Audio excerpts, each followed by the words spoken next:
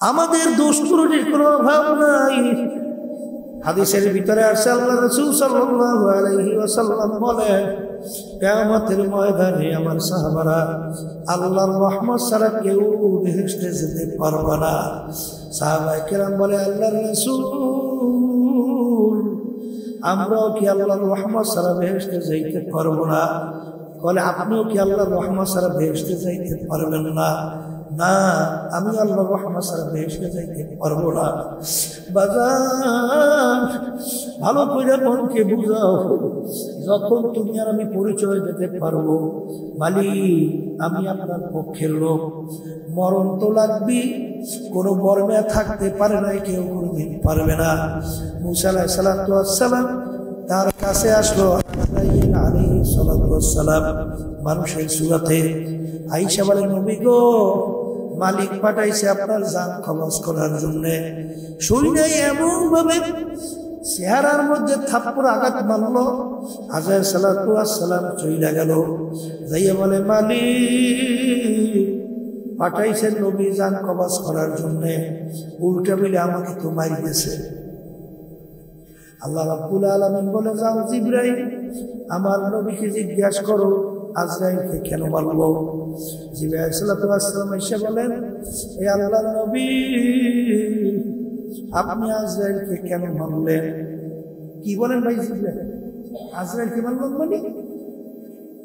কলো আসছে বলছে না যে আপনার জান কবজ করার জন্য আল্লাহ পাঠাইছে? বলে, আপনাদের কাছে শুনছি আজরাইল বলে তার চেহারা সুরাত, এই মাথা আসমানে পাও জমিনে, এক হাত মাসিকে এক হাত ভাগিয়ে এত কিছুই দেখে না, একটা মানুষের মতো আবার চতুর্পাশে বিপদের কোনো শেষ। ওদিকে ফেরাও আর দল বল মারার জন্য সবসময় লড়ালড়ি করতে আছে। এই এর মধ্যে এবার বলতে আছে, বলে জান কবজ করতে এসেছি। আমি তো না বুঝতে দিয়েছি, তারা ভুলই গেছে। কিছুদিন আগে আমেরিকার নাসা একটা সংস্থা মহাকাশ নিয়ে তারা রিসার্চ করে। কিছুদিন আগে মহাকাশে রিসার্চ করতে যাইয়া দেখে একটা গর্তের সন্ধান দিয়েছে। কি সন্ধান? ওই গর্তটার নাম হচ্ছে কৃষ্ণ গহ্বর, অন্ধকার গুহা। ওই গর্তের মুখটা কতটুকু এইটা বুঝাতে যাইয়া বৈজ্ঞানিকরা বলতেছে, আমরা যে সূর্য দেখতেছি দুনিয়া থেকে 13 লক্ষ গুণ বড়, প্রায় 13 লক্ষ গুণ, এই দুনিয়ার থেকে 13 লক্ষ গুণ বড়। বৈজ্ঞানিকরা বলতেছে এরকম 30,000 কোটি সূর্য, এরকম 30,000 কোটি সূর্য একত্রিত করিয়া ওই গর্তের মুখে ঢুকিয়ে দেওয়া যায়। বৈজ্ঞানিকরা এবার বলতেছে এমন নাকি ছোট ছোট গর্ত, এর চেয়েও বড় বড় গর্তের সন্ধান পাওয়া যায়। এখন রব্বুল আলামিন যদি ঘোষণা করতেন তাকে ছোট বেহেশত দান করব, 10 দুনিয়া না 100 দুনিয়ার সমান, মালিকের জায়গা আছে না? একটা আসতে আছে না?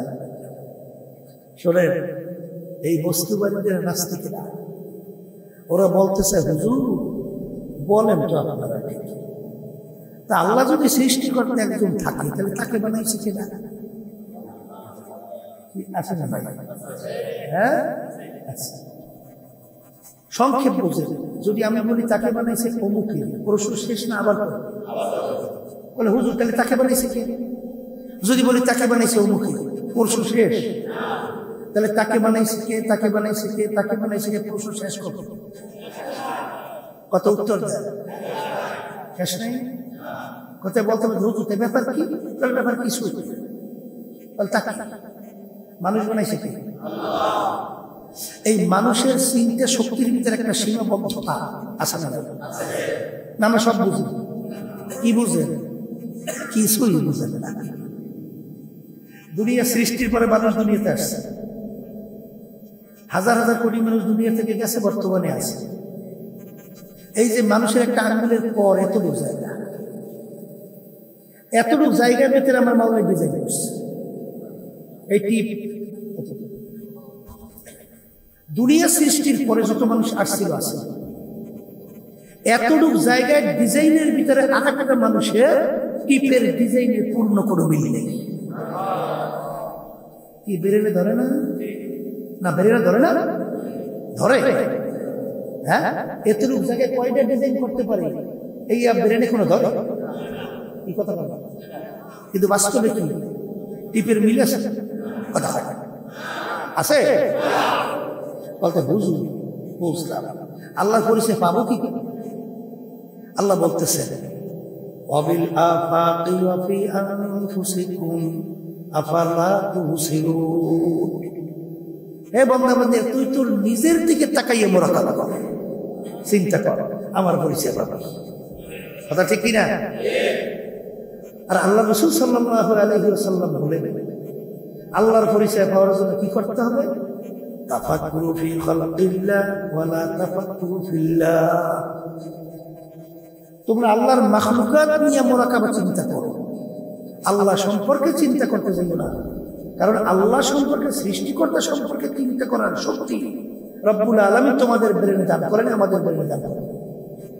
তাই যেইটা নাই সেইটা নিয়ে যদি কেউ তালাশ করে, রেজাল্ট কি?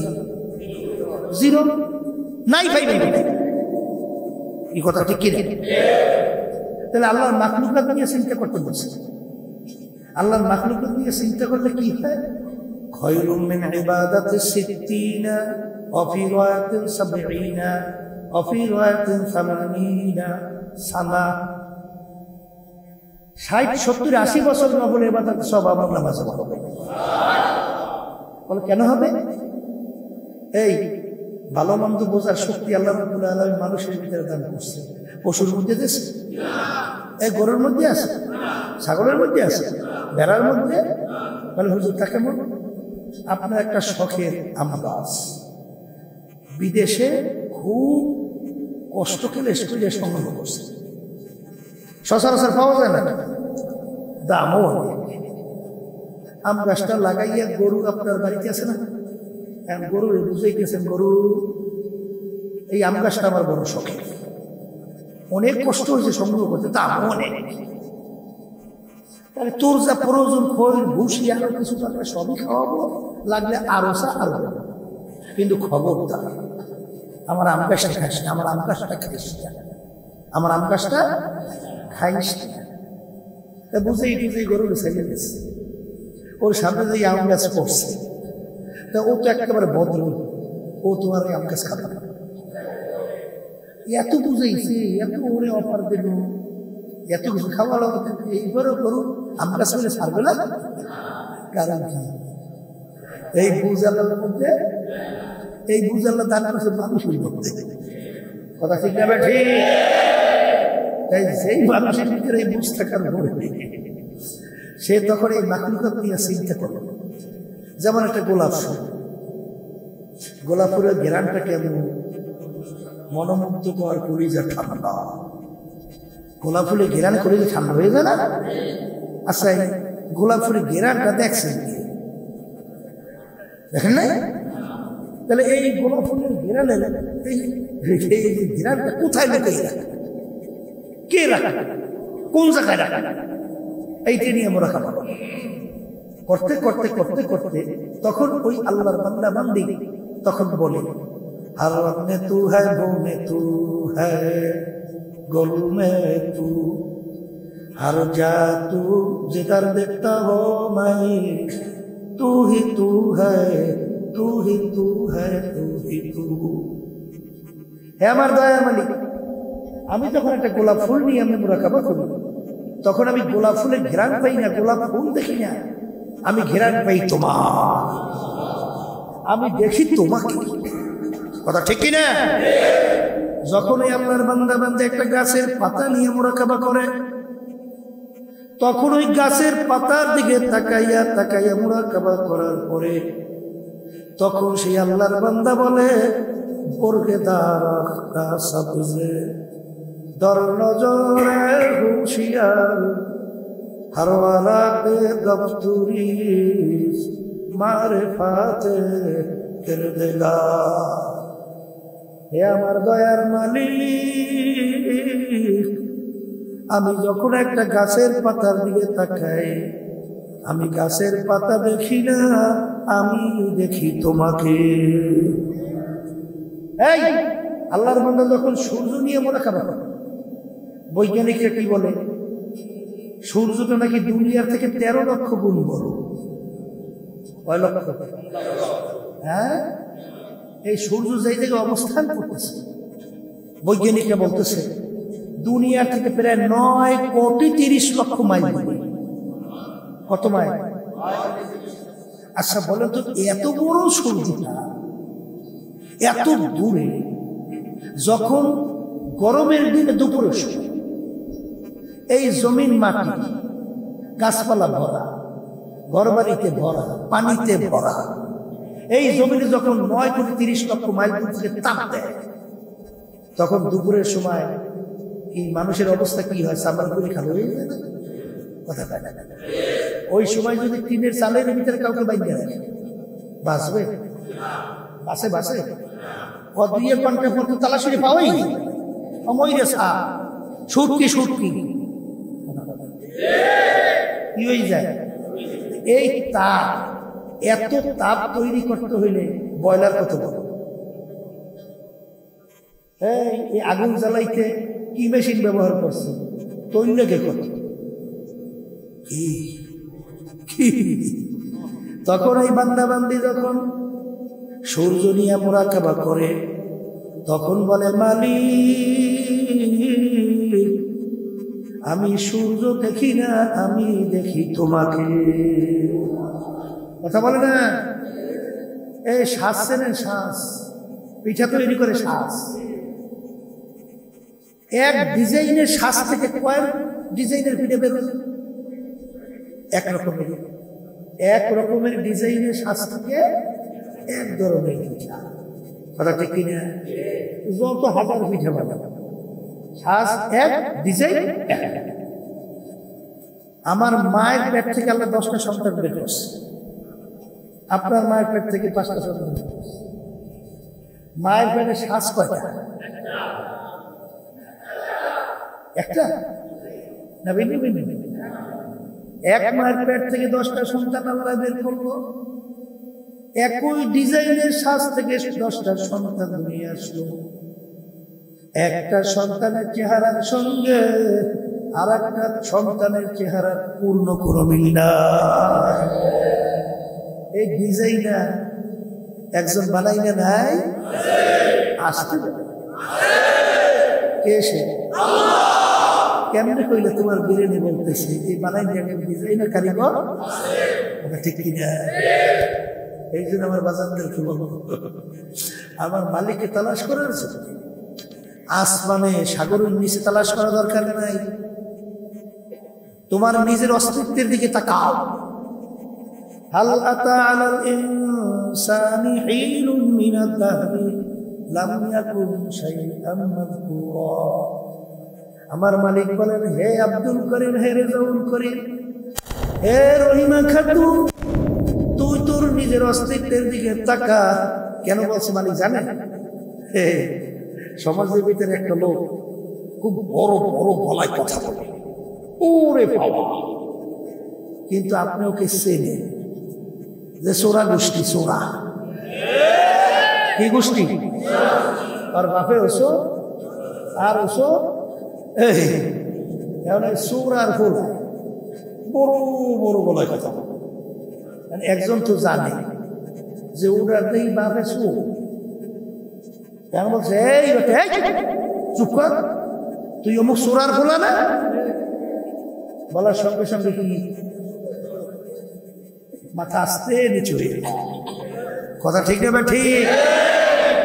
আজকে এই স্বাধীনতা পাইয়া দুনিয়ার মধ্যে ধরাকে যারা সরা জ্ঞান মনে করো না, আমার মালিকের পরিচয় পাও না, হ্যাঁ, কিছু পরিচয় না পাইয়া আজকে গলা টান করে বুক ফুলাইয়া জমিনের ভিতরে এমন ধপ ধপ করে হাঁটে, মনে হয় আল্লাহর জমিন ফাইলে ফেলে। কথা ঠিক কিনা? আমার মালিক বলে, যত টাকা করি করো আর যত থর করে চলো, আমার জমিন হাঁটতে পারবে না। এই কথা ঠিক কিনা? এখন আমার মালিক বলে, এই কি করতেছিস? তোর অস্তিত্বের দিকে তাকা। তুই ছিলি এক কাতে নাপাক পানি, তাও আবার স্বাদ, তাও আবার ভেজাইয়া, তাও আবার তোর অস্তিত্ব বলতে কিছু ছিল না। আমি মালিক তোকে কিভাবে বানাইলাম? তোর ওই পানিকে আমি রক্ত দিয়া জমাট বাঁধাইয়া, এরপর আমি হাড্ডি তৈরি করলাম, হাড্ডির উপরে আমি গোশত লাগাইয়া দিয়া ফি আহসানি তাকওয়িম, তোর মতো এত সুন্দর সুরাতের একটা মানুষ আমি তৈরি করলাম। এই অস্তিত্ববিহীন রক্ত দিয়ে জমাট বাঁধাইছি, ফাঁকা সাওনাল ইজামাল লাহমা, এইবার হাড্ডির ভিতরে মালিক গোশত লাগাইছে, গোশত লাগাইয়া ফি আহসানি তাকওয়িম, তোমার আমার মতো এত ডিজাইনে এত সুন্দর চেহারা একটা মানুষ তৈরি করছে। কে করছে? হ্যাঁ, তাহলে কি মালিকের মাখলুক এবং তোমার নিজের দিকে তাকে যখন মুরাকাবা করবা, সৃষ্টিকর্তার পরিচয় পাওয়া যায়। এই কালে হুজুর তাকানো, তোমার আমার জ্ঞান কি বলো? রাস্তায় যাইতেছে, গোবর ছিলেন, গোবর গোবর গোবর হয়ে গেছে, দ্বারের কাছে কোনো গরু নাই, চোখে দেখাও যায় না। এখন আপনার ব্রেন কি বলে? হ্যাঁ, কি ব্যাপার, আপনি গরু দেখছেন? গরু তো দেখাও যায় না, দ্বারের কাছেও নাই, আপনি কিভাবে বললেন যেখান থেকে একটা গরু গেছে? বলেন কি দেখা? কি দেখা? গোবর দেখা আপনি বলতে পারছেন এখান থেকে একটা গরু গেছে। তাই ঠিক এরকম বন্দাবাদী যখন মালিকের মাখলুকাতের দিকে তাকায়, তখনই তার কাছে সৃষ্টিকর্তার পরিচয় এসে যায়। এই বানাই না একজন কারিগর আসতে পারে ভাই, এই যে ওদিকে লম্বা বেশি আলোচনা যাবে না। এই নাস্তিক এবং বস্তুবাদী যারা নাকি সৃষ্টিকর্তার পরিচয় পায় না, ওরা শেষ পর্যন্ত যেই জিনিস ব্রেনে নাই ওইটা নিয়ে যখন রিসার্চ করে শেষ পর্যন্ত পাইছে। কি পাইছে তা শুনবেন না? ওরা বলে বান্দরের জাত।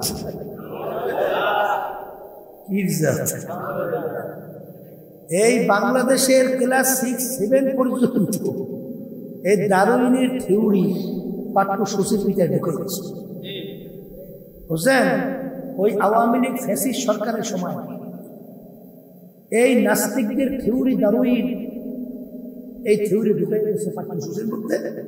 আমাদের ভবিষ্যৎ প্রজন্ম সন্তানগুলো যেন সৃষ্টিকর্তা আস্থাশীল না হয়, আস্তিক না হয়, এগুলো যেন নাস্তিক হয়, এই পরিকল্পনা। তোরা পাইছে বলে বান্দরের জাত। তাই কলে বানর থেকে মানুষ কিভাবে হইল? কলে বানরের অনেক পার্সের সঙ্গে মানুষের অনেক পার্সের মিল আছে। বানর জঙ্গলের ভিতরে লাফাইতে লাফাইতে গাছের ঘষায় লেজ পশম হইলে কত মানুষ হচ্ছে। এখনো যুক্তি আছে, এখনো যুক্তি আছে।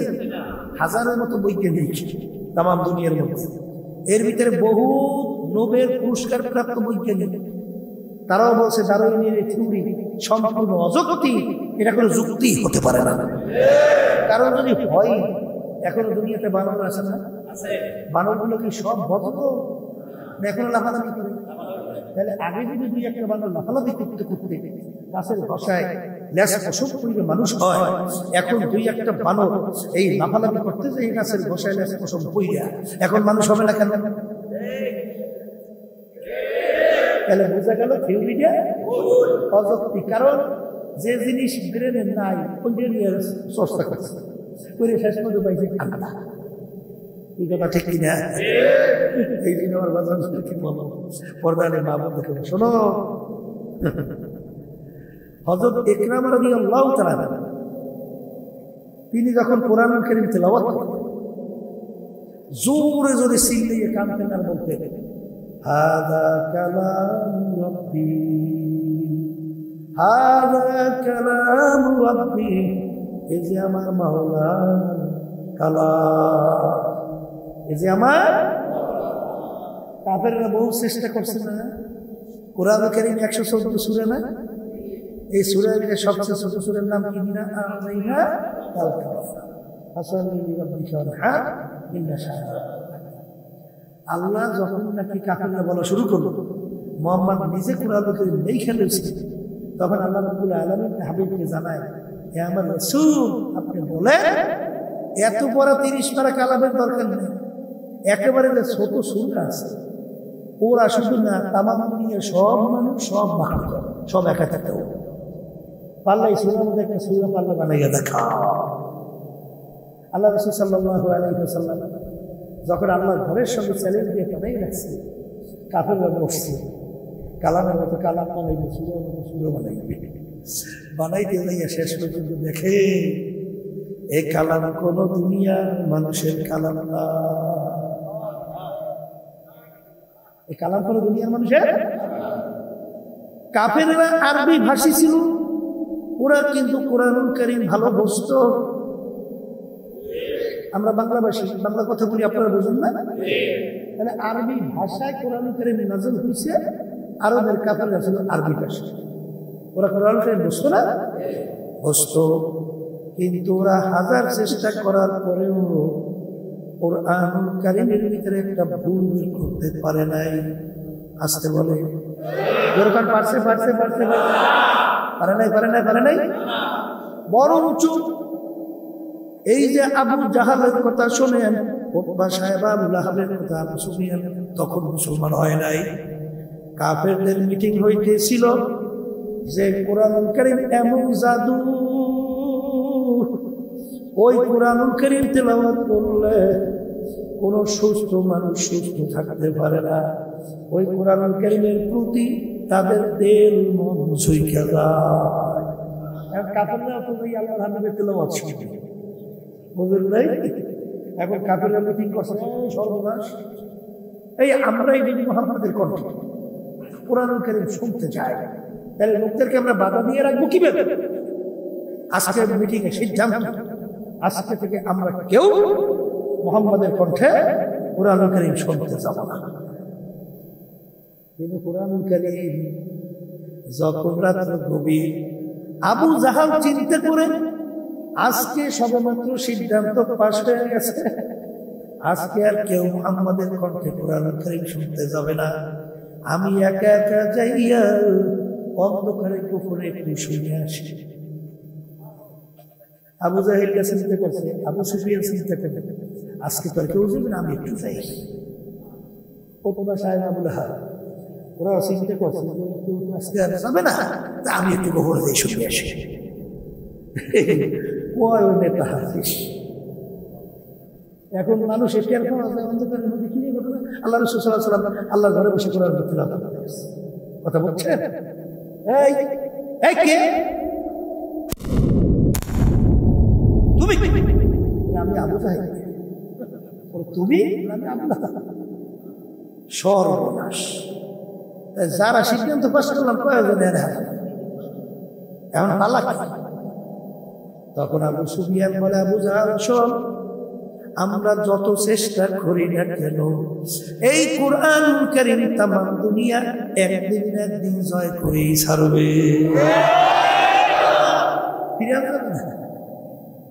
ফিরানো যাবে না। আমার বাজানদেরকে বলবো, শুনে দুই একটা কথা সংক্ষেপে এই জন্য বলতেছি, আছে মুসলমানের ঘরে কিছু মুসলমানের সন্তান জন্মগ্রহণ করে ইসলামের বিরুদ্ধে সাজাত করে।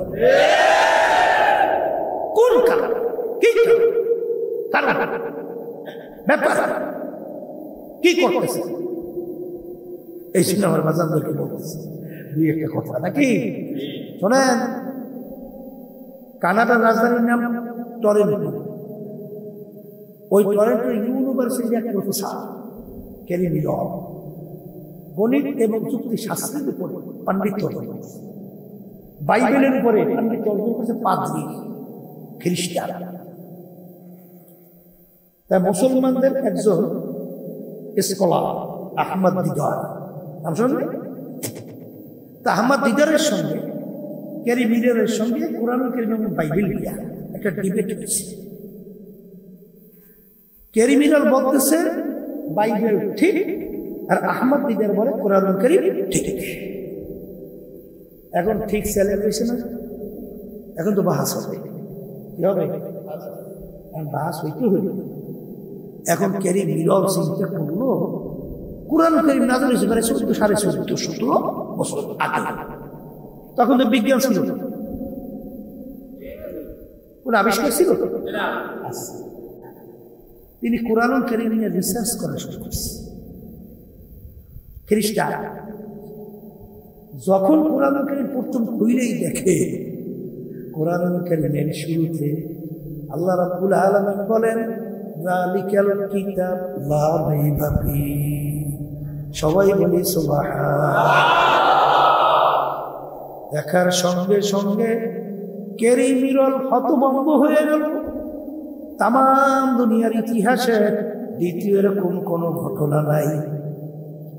এমন কোন আবিষ্কারক, এমন কোন বৈজ্ঞানিক, এমন কোন দার্শনিক, এমন কোন লেখক নাই দুনিয়া সৃষ্টির পরে যে তার লেখার ব্যাপারে কোনো ভুল নাই চ্যালেঞ্জ দিতে পারছে।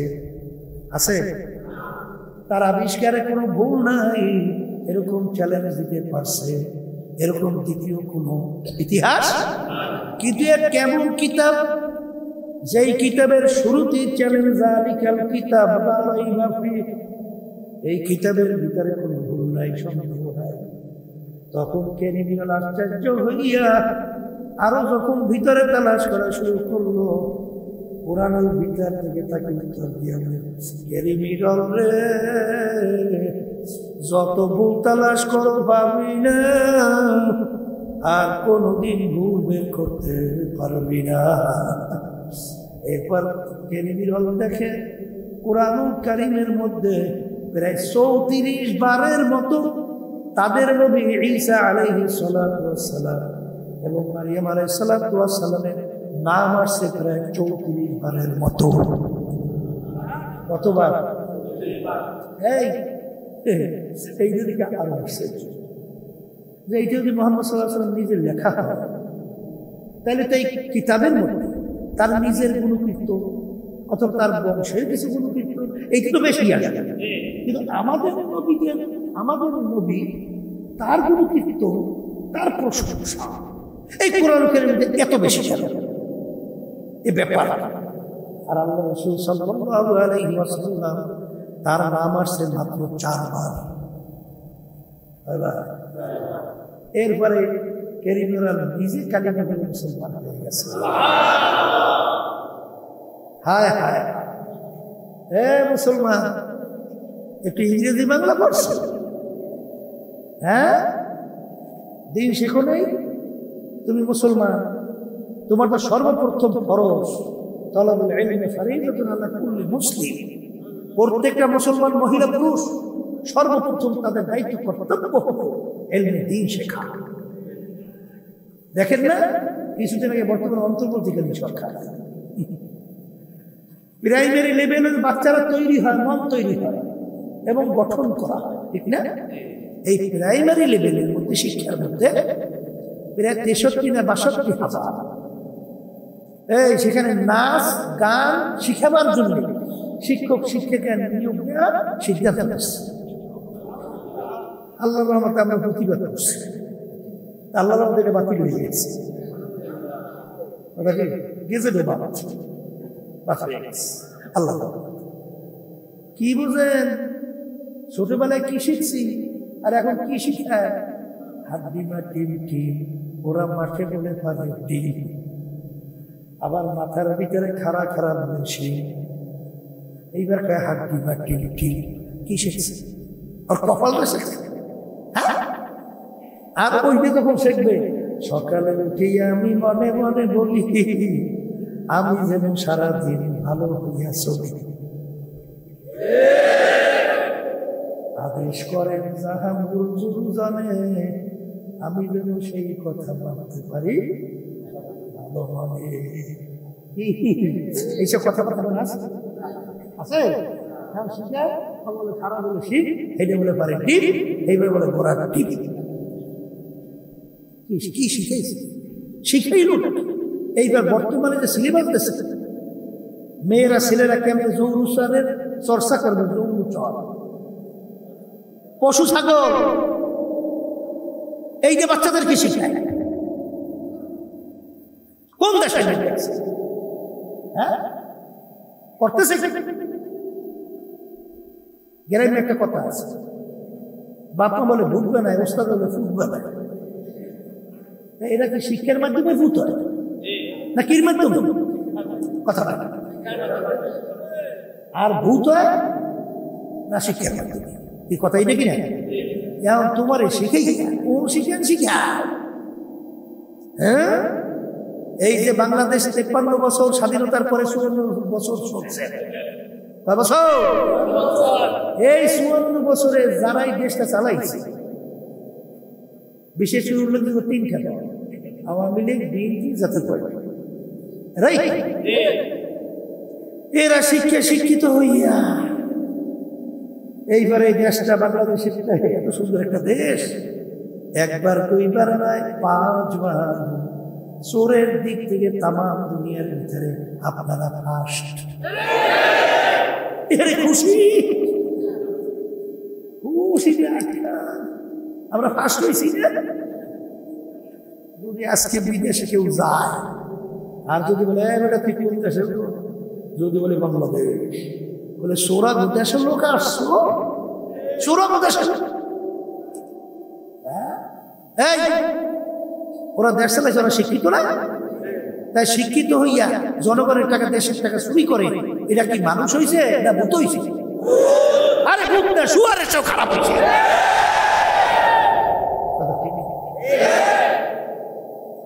টাকা কামাই করে আমার রিক্সাওয়ালা বাঁচানো, টাকা কামাই করে আমার জেলে বাঁচানো, টাকা কামাই করে আমার কৃষক বাঁচানো, এই টাকা সরকারি ফান্ডে জমা হয়, রেমিটেন্স পাঠায়, আমার বাজানরা বাংলাদেশ থেকে যায়, রোদে পুড়িয়া কালো, সেই টাকার মাধ্যমে দেশ চলে। আর 1% কতগুলো শয়তান, ওগুলো চেয়ারে বৈশা, এই গত ফ্যাসিস্ট আওয়ামী লীগের সরকারের সময় ভূমিমন্ত্রী 3টা দেশের ভিতরে বাড়ির সন্ধান পাওয়া গেছে 620টার মতো। কয় 20? দাম শুনছেন?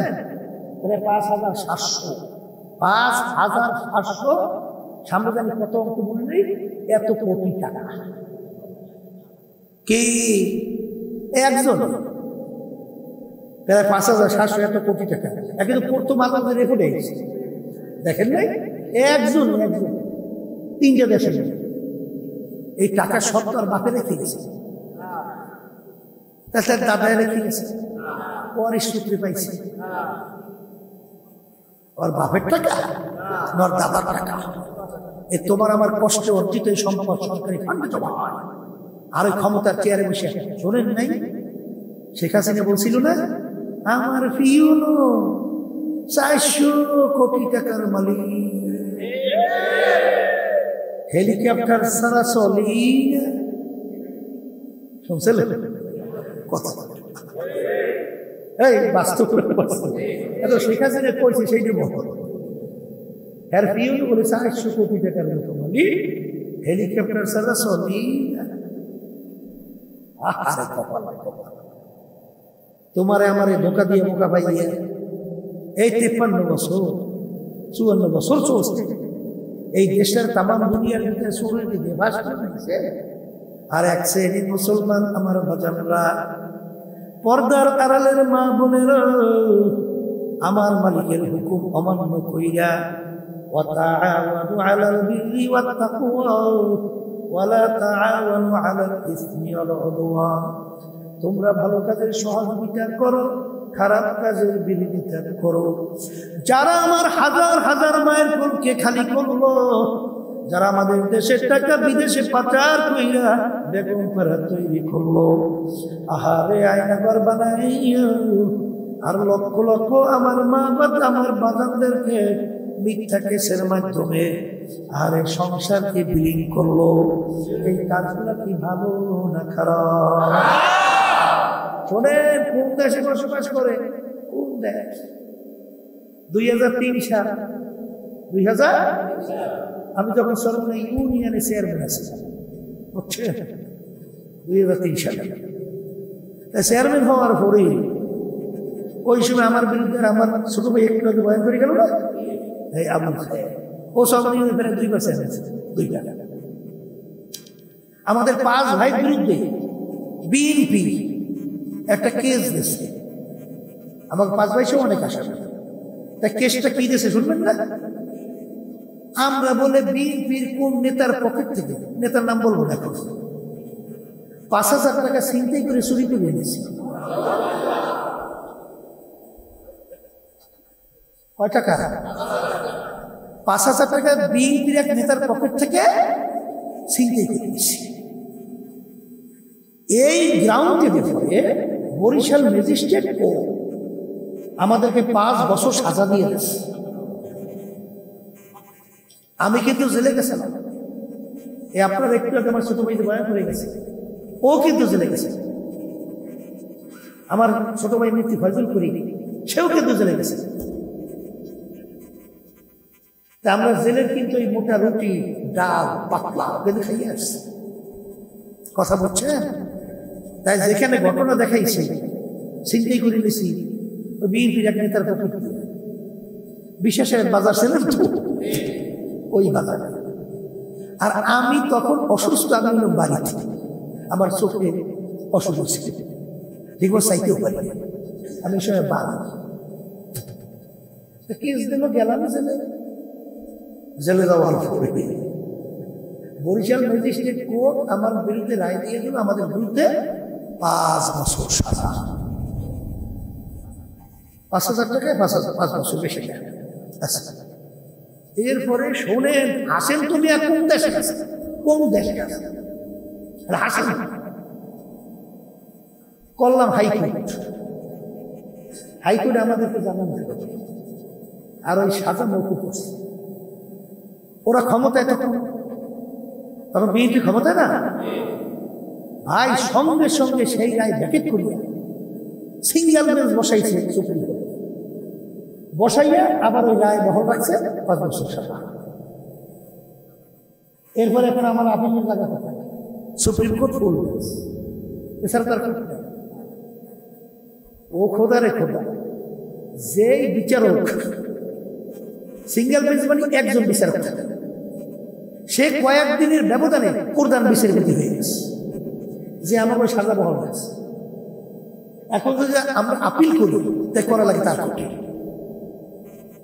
কিন্তু আল্লাহর কুদরত আছে, তখন ফুল বেঞ্চে তো 5 জন বিচারক বসে, কথা বলছেন?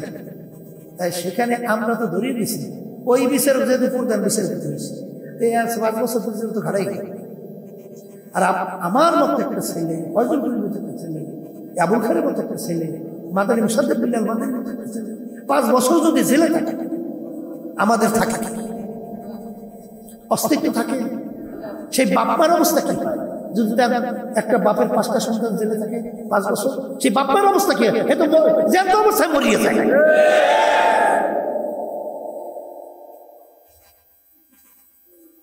আল্লাহর কুদরত। তখন আল্লাহ রাব্বুল আলামিন ওই সুপ্রিম কোর্টে ফুল বেঞ্চে আমাদেরকে আল্লাহ রাব্বুল আলামিন খাবার দিয়েছে, আল্লাহ হেফাজত করছে। এই হইল দেশ। গেছিলাম কয়েকদিন আগে খাগড়াছড়ি, সেখানে 5ই আগস্টের পরে কেস বাণিজ্য শুরু করছে। কেস বাণিজ্য বোঝেন নাই? মানে ওই সত্য মিথ্যা মিলে গিয়া যত আসামি মানুষের নাম দিয়ে দিয়া কেসের নথি বানাইছে। তো ওখানে শুনলাম এক নথিতে প্রায় 1100 আসামি করছে, বেশি। এর ভিতরে আমাদের দায়িত্বশীলদেরকে আসামি করছে। তা ওই প্রত্যেক আসামির নাম কাটার জন্য টাকা নেয়, নাম কাটা, টাকা নেয়, নাম কাটা, এটার নাম হচ্ছে কেস বাণিজ্য। ওই আমাদের ওই দায়িত্বশীলের কাছে 40,000 টাকা আছে। এখন আল্লাহর বান্দার কাছে টাকা ছিল না। তখন এই আল্লাহর বান্দা টাকা না দিতে পারায় তাকে জেলের ভিতরে ঢুকিয়ে রাখছে। 6 মাস জেল খাইতে তারপর বেরিয়েছে। এরপরে আমার সঙ্গে এই ঘটনা বলতেছে, হুজুর আমি 6 মাস পরে এই জেল থেকে বেরিয়ে আসি। হুজুর ওই 1100 আসামি, প্রায় 1100, তো ওই নাম কাটতে কাটতে এখন 250 মতো আসামি আছে, আর বাকি তো ওরকম নাম কাটছে। টাকা নেয়, নাম কাটে, টাকা নেয়। কোন দেশে আছে? এই দেশে কি মানুষ বসবাস করতে পারে? আসতে বসবাস করতে পারে? এই হুয়ারিয়া দেশে, হ্যাঁ, এত শুয়ারের সে। আমি বলি না, আল্লাহ বলছে উলাইকা কাল আনআম বাল হুম আদাল। এক শ্রেণীর মানুষ নামে পশু, ওগুলা কুত্তা শিয়াল শুয়ারের চেয়েও খারাপ। কথা ঠিক না? ঠিক। এই দেশের ভিতরে বসবাস করে, কথা বুঝেন না? কিন্তু আমার মালিক বলে যহারাল ফাসাদু ফিল বাররি ওয়াল বাহরি বিমা কাসাবাত আইদিন নাস। স্থানীয় ভাগে এবং পানীয় ভাগে যত বিপদ মুসিবত আপদ বিপদ দেখো, এই সব কিছু তোমাদের নিজেদের হাতের কামাই। এগুলা অটো আসে নাই, তোমাদের হাতের কামাই কারণে এই খুনিরা, এই বদমাইশরা, এই জালেমরা, এই চাঁদাবাজরা আসছে। কথা ঠিক না? ঠিক। ওয়াতাআওয়ানু আলাল বিররি ওয়াত তাকওয়া ওয়ালা তাআওয়ানু আলাল ইসমি ওয়াল উদওয়ান। আমার মালিক বলেন ভালো কাজের সহযোগিতা করো, অসৎ কাজের বিরোধিতা করো। কথা কয় না? এই ইসলামী আন্দোলন বাংলাদেশ প্রতিষ্ঠিত হয়েছে 1987 সালে। আজকে প্রায় 38 কত বছর চলে। একজন এমপিও কিন্তু আমাদের দলীয় ব্যানারে সংসদে যায় নাই। গেছে? যাইবে কিভাবে? আমরা তো দল একেবারে ছোট, তো এই জন্য যাওয়ার সুযোগ হয় না। যাবো কথা এইটা। আল্লাহর রহমতে, আপনাদের দোয়ার বরকতে ইসলামী আন্দোলন বাংলাদেশ এখন আল্লাহর রহমতে একটা ছোট্ট দল না। আল্লাহর রহমতে এখন 300 আসন প্রার্থী দেওয়ার মতো সেই যোগ্যতা আল্লাহ আমাদেরকে দান করছে।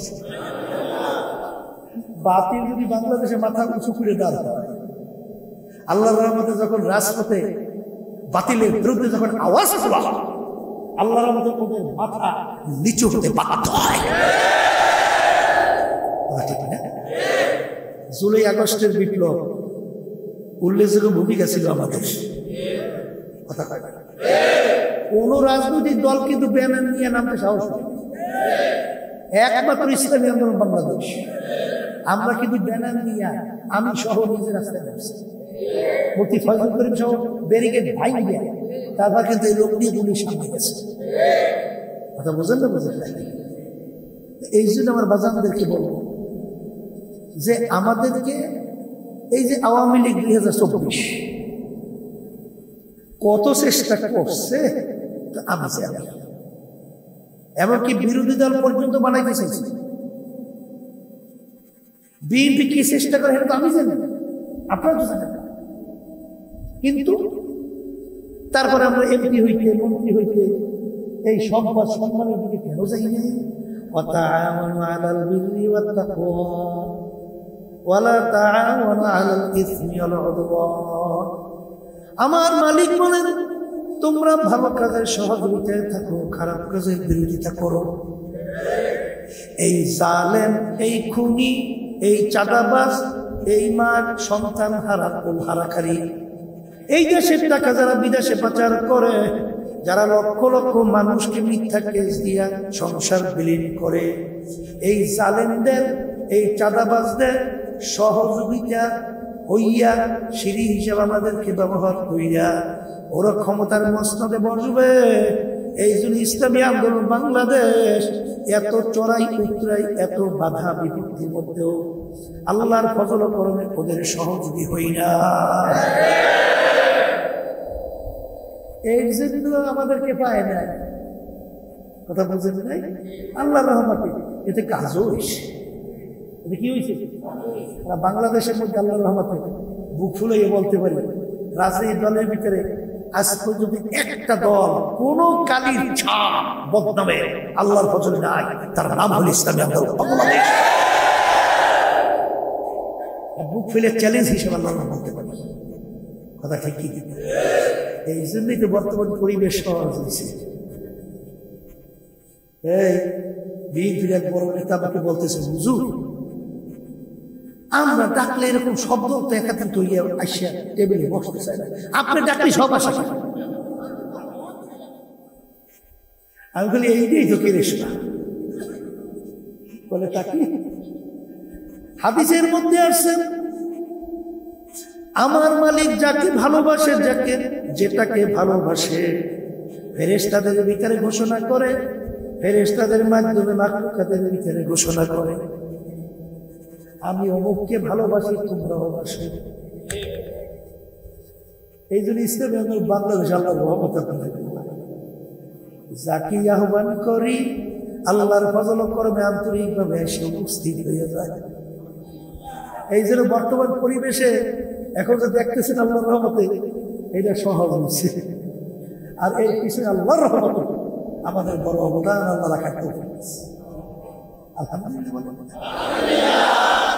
হ্যাঁ, এই জন্য বাচ্চাদের কি বলবো, পর্দার মাহবুবদের কি বলবো, এই আমার হিজদাবাসী আমার বাচ্চারা, আমি ছোটবেলা থেকে হিজদায় আসি। আব্বাজান রহমাতুল্লাহি আলাইহি এই হিজদার কোন এলাকার মাটিকে বলছে যে ইসলামের আওয়াজ এবং পতাকা যদি প্রথম এই হিজদার মাটি থেকে হবে। বাস্তবতাও তাই, বাস্তবতাও তাই, ঠিক না বেটি?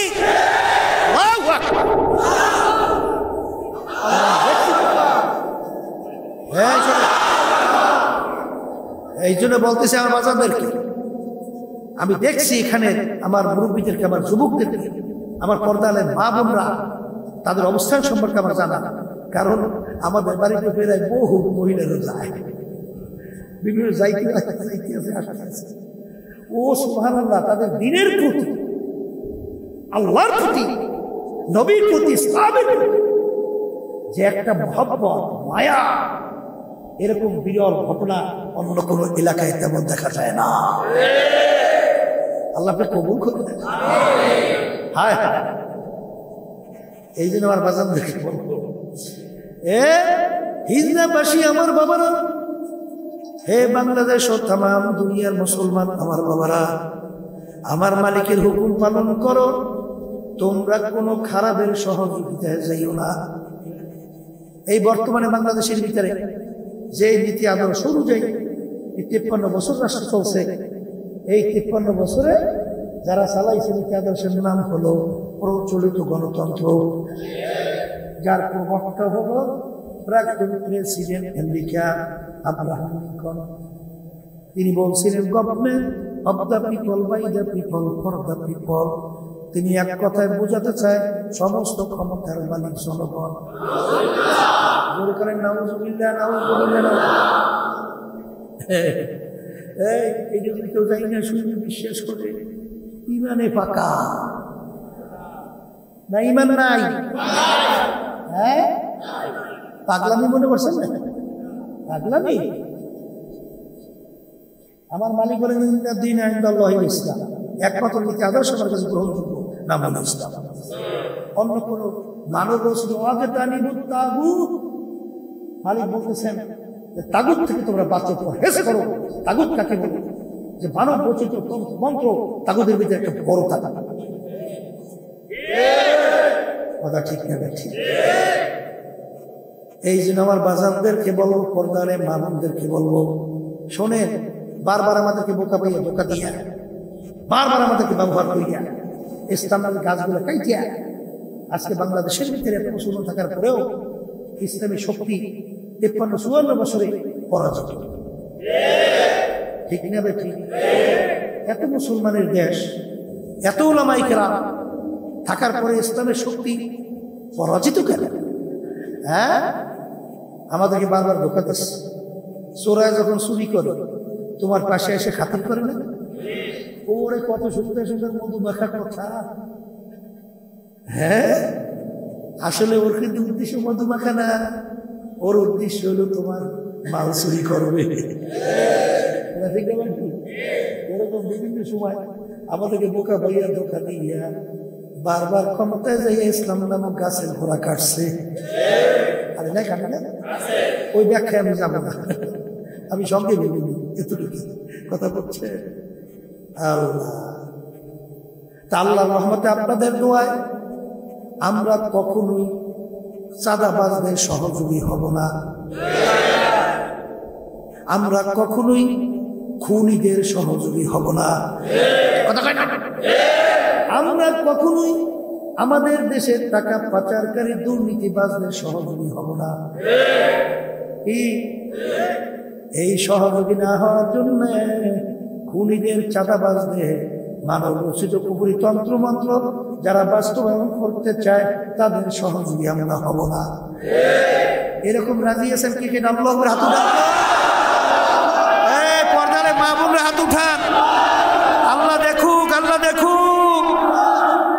আলহামদুলিল্লাহ। হাত নামান।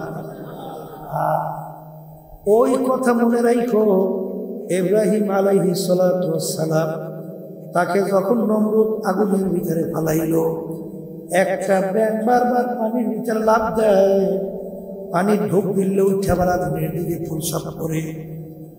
জিজ্ঞাসা করে, ব্যাঙ তোমার পানি আগুন পর্যন্ত যায় না, আর এতটুকু পানি দ্বারা আগুন নিভবেও না, তুমি এরকম বারবার কেন করো?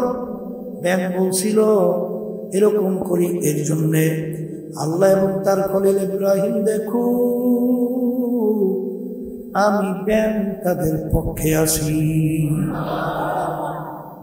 এই জন্য হাদিসের ভিতরে আসছে, আল্লাহ রাসূল সাল্লাল্লাহু আলাইহি ওয়াসাল্লাম বলেন, লা তাকুতুরুদ দিব্বা, তোমরা ব্যাঙকে মাইরো না। ব্যাঙ ইব্রাহিম আলাইহিস সালাতু ওয়াস সালামের আগুন নিভাইতে সহযোগিতা করছিল। আর ওই যে কাকলাই বারবার আগুনে ফুদায়, কাছেও যায় না। ফুদাস কে বলে? কাছেও যায় না, জলেও না। করি এই জন্যে নমরুদ এবং নমরুদের দলেরা দেখো আমি তাদের পক্ষে। এই জন্য একবারই মারতে পারলে 100 নাকি আমল নামাজ জমা হয়। এই কবরের যাত্রীরা কিয়ামতের ময়দানে আমার মালিকের সামনে দাঁড় হব, আমলের ভিতরে ত্রুটির কোনো অভাব নাই। কথা হয় না? আমলে ত্রুটির কোনো অভাব আছে? মালিক যদি জিজ্ঞাসা করে, রেজাউল করিম, হে আব্দুল করিম, হে রহিমা খাতুন, কি নিয়ে আমার কাছে আসতো? কি নিয়ে?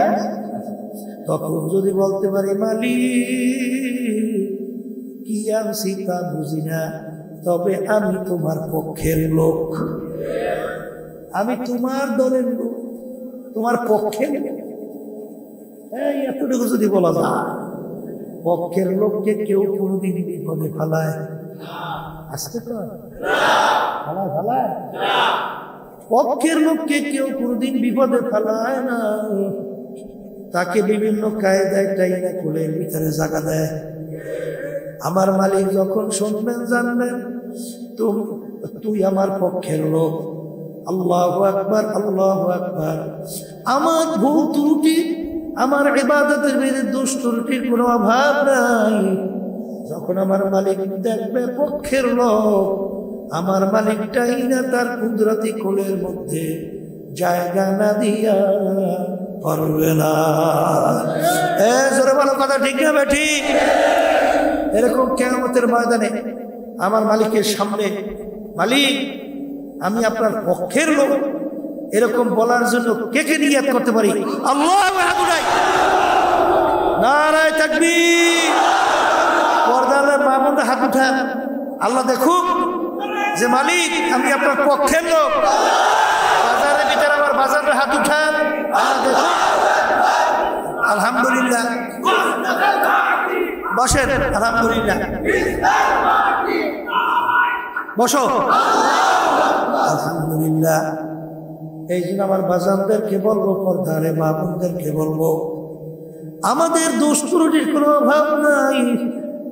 হাদিসের ভিতরে আসছে, আল্লাহ রাসূল সাল্লাল্লাহু আলাইহি ওয়াসাল্লাম বলেন, কিয়ামতের ময়দানে আমার সাহাবারা আল্লাহর রহমত ছাড়া কেউ বেহেশতে যেতে পারবে না। সাহাবায়ে কেরাম বলে, আল্লাহর রাসূল আমরাও কি আল্লাহর রহমত ছাড়া বেহেশতে যাইতে পারবো না? বলে, আপনিও কি আল্লাহর রহমত ছাড়া বেহেশতে যাইতে পারবেন না? না, আমি আল্লাহর রহমত ছাড়া বেহেশতে যাইতে পারবো না। বাজার ভালো করে মনকে বুঝাও, যখন তুমি আর আমি পরিচয় দিতে পারবো মালিক আমি আপনার পক্ষের লোক, মরণ তো লাগবে, কোনো গরমে থাকতে পারে না, কেউ কোনোদিন পারবে না। মুসা আলাইহিস সালাম তার কাছে আসলো আলাইহিস সালাম মানুষের সুরাতে। আয়েশা বলে, নবী গো, মালিক পাঠাইছে আপনার জান কবজ করার জন্য। শুনি নাই এমন ভাবে চেহারার মধ্যে থাপ্পড় আঘাত মারল। আজায় সালাম চইলা গেল, যাইয়া বলে, মালিক পাঠাইছেন নবী জান কবজ করার জন্য, উল্টা মিলে আমাকে তো মারিতেছে। আল্লাহ রাব্বুল আলামিন বলে, যাও জিবরাইল আমার নবীকে জিজ্ঞাসা করো আজরাইলকে কেন মারলো। জিবরাইল সাল্লাল্লাহু আলাইহি ওয়াসাল্লাম এসে বলেন, এ আল্লাহর নবী আপনি আজরাইলকে কেন মারলেন? কি বলেন ভাই জিবরাইল, আজরাইলকে মারলেন মানে? বলে আসছে বলছে না যে আপনার জান কবজ করার জন্য আল্লাহ পাঠাইছে। বলে আপনাদের কাছে শুনছি আজরাইল বলে তার চেহারা সুরা, এই মাথা আসমানে পাও জমিনে, এক হাত মাসরিকে এক হাত মাগরিবে, এত কিছুই দেখে না, একটা মানুষের মতো আবার চতুর্পাশে বিপদের কোনো শেষ। ওদিকে ফেরাও আর দল বল মারার জন্য সবসময় লড়ালড়ি করতে আছে। এই এর মধ্যে এবার বলতে আছে, বলে জান কবজ করতে এসেছি। আমি তো না বুঝতে দিয়েছি, এটা ভুলই গেছে। মালিকের সঙ্গে দেখা করবে, মালিকের সঙ্গে দেখা। আল্লাহ রাব্বুল আলামিন বলে, হে মুসা আপনি চান? বলে, মালিক আমি যদি আপনার জায়গায়, আপনি আমার জায়গায় কি চাইতেন? বলে, চাইতেন তুমি খায় ই সহ বাড়াইয়া দিতে। বলে, কি পরিমাণ? বলে, 1 পশমের বিনিময়ে 100 বছর। 1 পশমের বিনিময়ে 100 বছর। আচ্ছা, 100 বছর করে পশমের কোনো শেষ আছে? বলতো না সারা শরীরের মধ্যে ওরে পশম, আর প্রত্যেক পশম 100 বছর। বলে, মালিক এরপরে? বলে, এরপরে আবার মালাকুল মউত হাজির আবারও। তখন নবী বলেন, মালিক যদি তাই হয় আমার 1 পশমের বিনিময় 100 বছর হায়াত, এরপরেও যদি আবার মরণ লাগে আমার আর দরকার নাই। মালিক তুমি সিদ্ধান্ত নেছ, আজরাইল পাঠাও, আমি নবী প্রস্তুত। তাহলে মরণ কথা কয় না, মরণ লাগবে। মরণ যেহেতু লাগবে, কত বড় বড় জালে কত মাত্র করে দেখাইয়া আর নাই, কথা কয় না, থাকতে পারছে? পারবে কোনোদিন? তাই যেহেতু পারবে না, মরার পরে রাস্তা কিন্তু দুইটা, ফারিকুন ফিল জান্নাহ ওয়া ফারিকুন ফিস সাইর। বেহেশত আর একটা রাস্তা হলো জাহান্নাম। বেহেশতে কারা যাবে? ইন্নাল্লাযীনা আমানু ওয়া আমিলুস সালিহাত। ঈমানকে নির্ভেজাল মজবুত করতে হবে আর নেক আমল করতে হবে। এই দুইটা নিয়ে যদি মালিকের দরবারে হাজিরা দেয়, জায়গা বানায় রাখছেন বেহেশত। আল্লাহুম্মা, আল্লাহ আপনি আমার জন্য আমাদের সবার জন্য কবুল করে নেন। কি বেহেশতে যাইতে যাওয়া লাগবে না? যাওয়া লাগবে না? যাওয়া লাগবে। বেহেশতে যাইতে মন চায় না? কয় কাজ করা লাগবে? বলে ঈমান আর নেক আমল। বলেন। আর এই দুইটা যদি ভিতরে তৈরি করতে হয়, তাহলে ওয়াকুনু মা'আস সাদিকিন, সাদিকিন বান্দাদের সঙ্গী হওয়া লাগবে। তাদের সঙ্গী, এই সাদিকিন বান্দাদের সঙ্গী আপনাদের এলাকায় আল্লাহর রহমতে হাজার হাজার আছে না, যারা আগে নামাজ পড়তো না, এখন হুঁশ থাকলে নামাজ ছাড়ে না। আসতে তো আগে চোখের পরে মনে পানি ছিলই না, এখন আল্লাহর রহমতে চোখের পানি ঠেকাইও রাখতে পারে না। নাই? হ্যাঁ, তাহলে কি হইল? নামাজ পড়া কি কাজ? বলে নেক কাজ। কি কাজ? রোজা রাখা কি কাজ? তাহলে আগে রাখতো না, এখন পারে। আল্লাহর রহমতে ভালো সংস্পর্শে যাওয়ার কারণেই পারে। কথা ঠিক কিনা? আবার খারাপ সোহবাতে গুন্ডা, চাঁদাবাজ, চোর, এদের সংস্পর্শে গেলে দেখবেন ওরাও কিন্তু ওই চরিত্রে পারবে। এই জন্য নেক আমল এবং ঈমানকে মজবুত করা লাগবে। আর এইটা করার জন্য সাদিকিন বান্দাদের সঙ্গী হওয়া লাগবে। এই আল্লাহর বান্দারা যদি সাদিকিন বান্দাদের সঙ্গী হইতে পারো, দেখবা আল্লাহর ফজল করবে দিনার দিন, তোমার দিল নেকের দিকে ঝুঁকবে, গুনার থেকে ফিরতে পারবা, আল্লাহর ফজল ঈমানকে মজবুত করিয়া কবরে যাইতে পারবা। আল্লাহ আমাকে আমাদের সবাইকে তৌফিক দান করো, আল্লাহুম্মা আমিন। এই ঘরের মেয়ে লোকেরা হাত উঠায়, গুনার কথা মনে করো, দুই চোখের পানি ফালাও, মালিকের দরবারে কান্দো আর মাপ চাও। যদি কান্না না আসে মন ক্রোধায় মন, একদিনে ঘরের দরজা দিয়া নতুন বউ হয়ে উঠছিলা রে মন। কত মেয়ে লোকে শরবত খাওয়াইলো, কত মেয়ে লোকে বাতাস করলো, আবার এমন একটা দিন আসবে এই ঘরের দরজা দিয়ে মরা লাশ যাবে, ছেলে কানবে মামা করে, মেয়ে কানবে মামা করে, জবাব তো আর দিবা না। আল্লাহ, আপনি এই মাঠের দিকে চাইয়া দেখেন আপনার বান্দারা কিভাবে কাঁদে। আমাদের ছেলেও মরে নাই, মেয়েও মরে নাই, গুনাহ করে বসছি রে, মাফ করে দেন গো মাওলা, মাফ করে দেন। আল্লাহ বান্দারা জোর করে কাঁদে। সন্তান মারা গেলে চোখে পানি আসে, সম্পদ নষ্ট হয়ে গেলে চোখের ভিতরে পানি আসে। তোমার আমার গুনার কারণে জাহান্নামের আগুন জ্বলছে, ওই জাহান্নামের আগুন চোখের পানি ছাড়া ঠান্ডা হবে না। আল্লাহ, যাদের ছেলে মাহফিল হইল, চেষ্টা খাটনি সাহায্য করলো, আমরা যারা মাহফিলে উপস্থিত হয়ে গেলাম, সবাই উপরে খাস মেহেরবানি নাযিল করেন আল্লাহ। আমাদের আম্মা আব্বা আত্মীয় স্বজন যারা কবরে শুয়ে রয়েছে, সবার কবরকে বেহেশতের বাগান বানান। সুবহানা রাব্বিকা রাব্বিল ইজ্জাতি আম্মা ইয়াসিফুন